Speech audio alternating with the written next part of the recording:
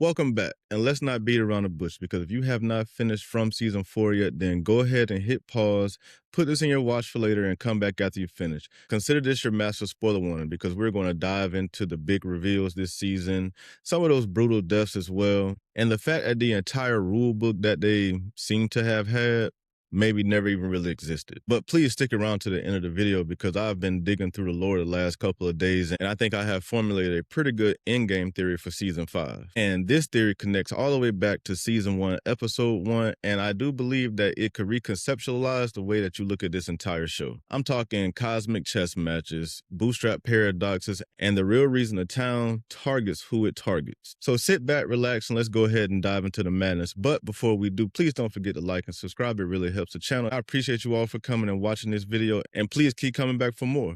And with that being said, let's go ahead and rip the band-aid off. The season 4 finale that we all thought was going to be this absolute massacre that I'm sure that most of us have pretty mixed feelings about, depending on which side of the fence you stand on. But it really did change the entire DNA for the show. Because for 4 years, we've been operating under these simple rules that the daylight is safe and the talisman basically equal you survive through the night. But the second that Jade and Boyd pulled that bottle tree out of the ground and recovered the Nkui kid's bones, everything, in my opinion, started to shift. And as we all saw in the finale episode, the sky turned into this eclipsing dark storm of sorts that allowed the monsters to walk around during the daytime.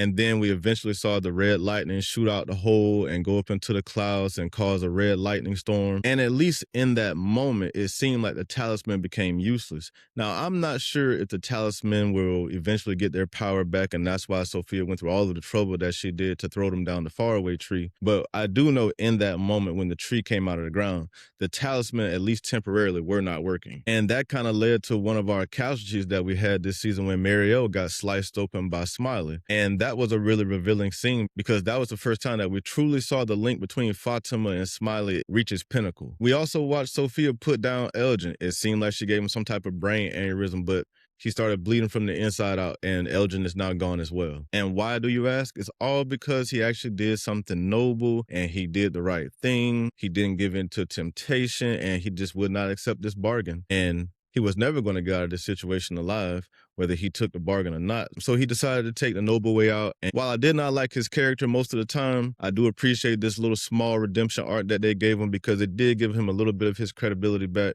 At least he did the right thing for once and didn't do something stupid. But then again, him doing something stupid is kind of how he got in the situation to begin with. Because let's just take a time out and talk about Elgin. I think he has my blood pressure kind of spiking. This man literally showed Sophia a picture of herself. It was a different time frame. But yet nothing clicked in his mind that was like, hey, this is a little off. How is she in this picture and standing in front of me at the same time, but she looks the exact same? She should at least be 30 or 40 years older, but yet she looks the same. You know what? Let me take this to her and let me see what she thinks about it. Maybe she can explain herself. Like, this to me is similar to finding out that your boss is Michael Myers or Freddy Krueger. And what do? Instead of calling the police or the military, no, you ask them for an autograph or, hey, can you take a picture with me with your knife? Elgin did one of the most infuriating things in horror that I have ever seen because not even people that fall down in the forest do things this stupid. At least they're trying to get away. Yeah, maybe they should get up and keep running instead of crawling on their backs. But Elgin did the worst thing possible. He took the evidence of the serial killer to the serial killer and thought that he was going to live to tell the story. But that's my rant on Elgin. And the only other thing I'll say about Fatima real quick is the whole thing about her saying, remember who I was. I think that's going to be important going into the next season because remember who I was will probably come back full circle because I do believe she's going to join back up with the community. I do believe she's going to be something like Blade of sorts and be like a daywalker. She'll be a monster still, but she'll still retain some of her humanity at the same time. So I think that's going to be a big chess match between her and Ellis, especially because there could become a time that maybe that monster side takes over a little bit and she could potentially put Ellis or anybody else at danger. And then Sophia casually strolling around, taking all of the talisman, putting them down the faraway tree. She literally reset the board there. And now everything is going to be different going forward. And that takes me right into our dangling threads that were left open in this season because the boy in white and the man in yellow have clearly been playing a game of chess, for a very, very long time. And this was basically confirmed with their final interaction in the woods. The boy in white tells Sophia that you're going to lose this time. And like I said before, she is very, very amused by this because clearly she hasn't lost and she doesn't plan on losing this time. And she pours all the talisman down the faraway tree. And this is no accident, in my opinion. I think this was reset on purpose. I think we're going to go back to the basics. I think we're going to see how some of the old survival style was. Right? We heard them talk about it in season 1 where they had to hide in the holes and find places to hide at night away from the monsters. And I think we're going to get a chance to see that in real time, at least a little bit. There is a chance, sure, that they get the talisman back. The faraway tree could have just dropped them in a different location and they just have to find it. But I do think we're going to get some of that old school survival horror type action in the next season as well. And then another dangling thread that's out there is Julie Storywalking.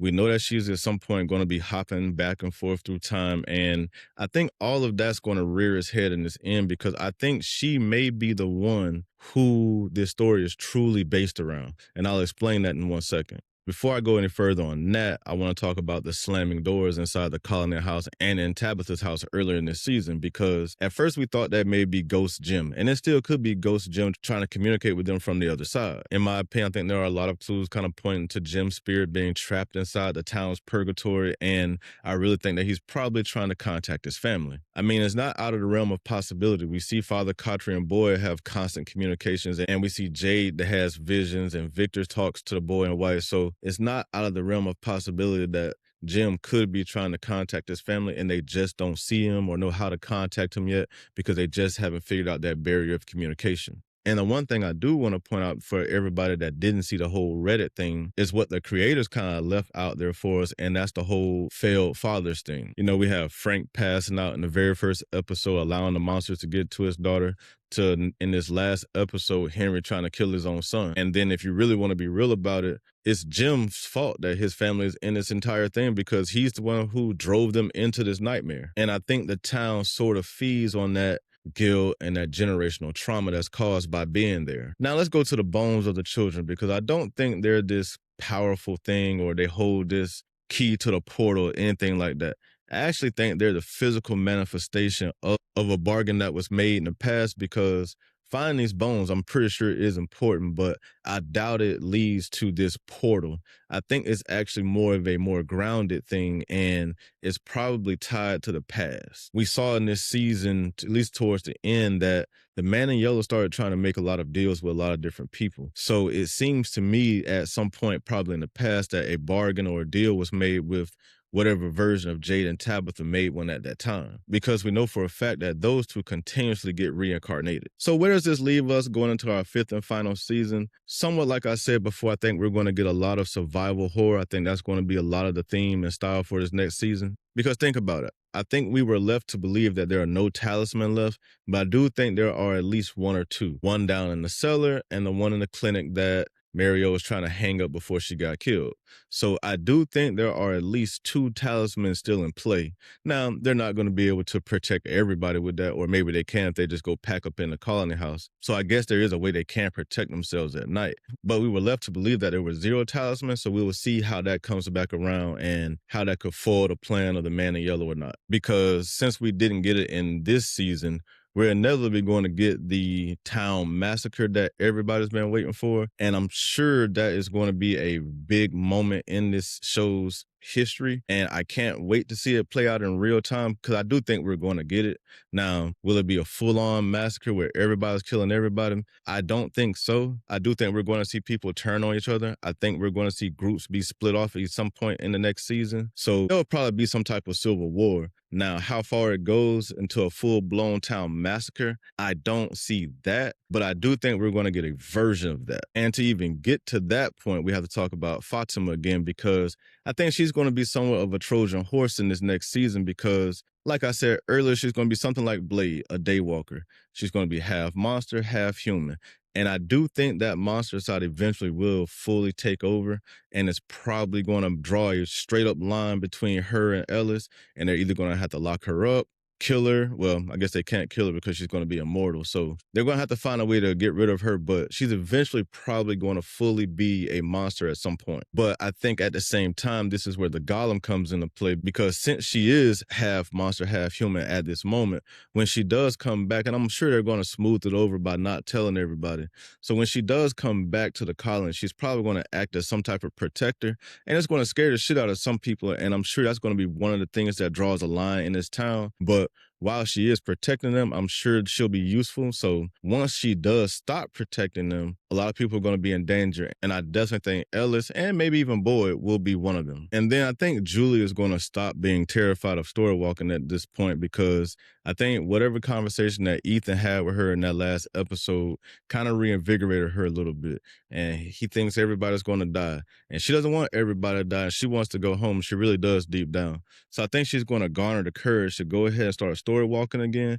And I think that's where things will get really, really interesting going into the end. I actually think her and Victor, I think probably at least attempt to prevent the big town massacre. Now, how would they do that, you ask? It's probably because Julie's going to do her story walking. She's going to go all the way back to the original sacrifice, and she's going to see and learn and figure out what they did there so that they can reverse it in the current timeline. And that brings me to my endgame theory before everybody escapes the town. Now, the co-creator, John Griffin, explicitly stated that the answers to everything lie in the very first episode of the very first season. So after going back and watching it, let's think back to that pilot. We have Ethan in the RV reading the story about the Lake of Tears and the monsters. And we also have Kenny playing a game of chess with his dad, and he loses and he lets his dad know that you're the best at this. So here's what I'm thinking. I've never thought that the town was some type of government experiment, and I still don't think it is now.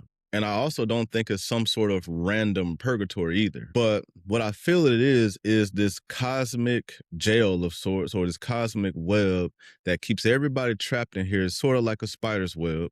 And I think the whole spider thing is more metaphor than a physical thing that we're going to see. But I think what fuels this town is story logic. Now, while saying all of that about story logic, I still believe there was a father who sacrificed his child, maybe even his son, all for immortality, which is probably how the monsters are created. And here's the twist in everything, because it's the Bootstrap Paradox that breaks the wheel. We know the faraway trees were created by the sacrificed children's hope that were poured into the roots after someone told them a story to comfort them while they were in the dark. Now, I believe Julie is that person that comforted those kids and told them the story in the dark. I say that because I believe that Julie is going to go back in time, all the way back to the very beginning, and she's going to see those kids before they are sacrificed. And she is going to be the person that tells these kids this story that gives them some comfort, and she's going to tell them about the Lake of Tears. And I believe it's going to be Julie who technically creates the faraway trees, which is the very magic that everybody needs to escape this place. Now, to finally win this game or break this cycle or whatever you want to call it, because I don't think you really win this game. It's probably more of survive this game. I think this is where the cycle of the fathers failing their families probably come in. And I think Boyd, while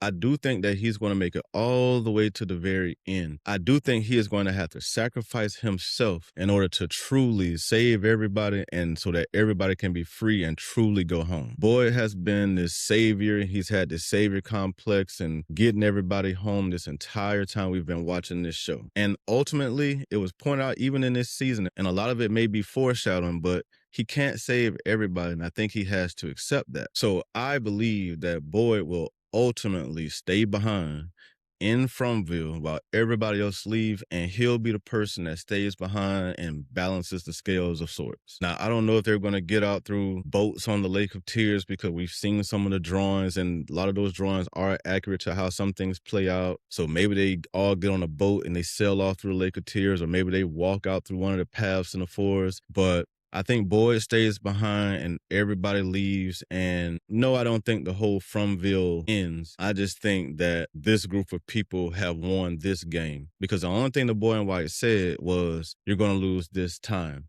That doesn't mean they're not going to play this game again. Now, I don't think we're going to get a season 6 or some type of spinoff. We could, but I do think it's going to end. But I just think that's just implied that, this time. So with all that being said, I'm going to throw the mic to you guys. What do you guys think about my theories? What do you guys think about season 4? What were your feelings about season 4 after you finished it? Were you torn on it? Because even I was a little bit torn on it. I'm not going to sit here and lie about it. I was a little bit torn.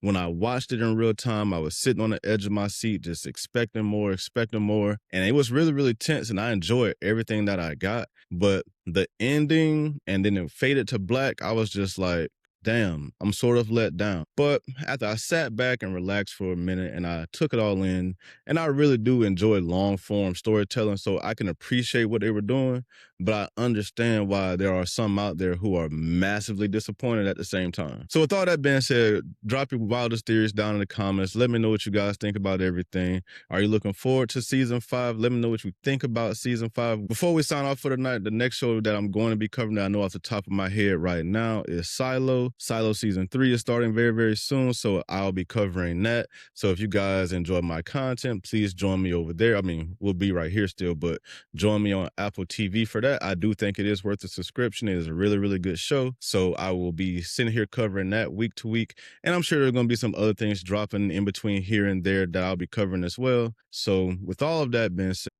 please don't forget to like and subscribe. I will see you in the next one. And I appreciate you all for coming, and thank you again.